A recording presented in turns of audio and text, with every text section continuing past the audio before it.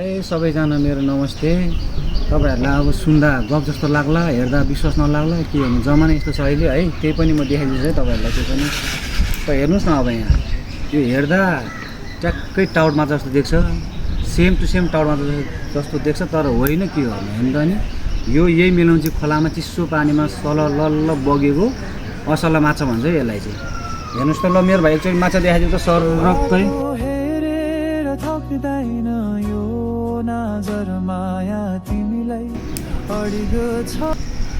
अब यो माछा खान कहाँ आउने होला त भने सोचिरहनु भएको तपाईँहरू के म भनिदिइहाल्छु। त्यही पनि यो चाहिँ सर र मेलम्ची बजार पिपलबाट आउनुहोस्, त्यहाँ न्यू चन्द्र गेस्ट हाउस नजिकै छ, त्यसमा आउनु चट्ट तपाईँहरूलाई अर्डर अनुसार अर्ग्यानिक स्टाइलमा टक्क लोकल माछा बनाएर दिन्छ हामी। भाइ एकचोटि लोकेसन देखाइदियो अब।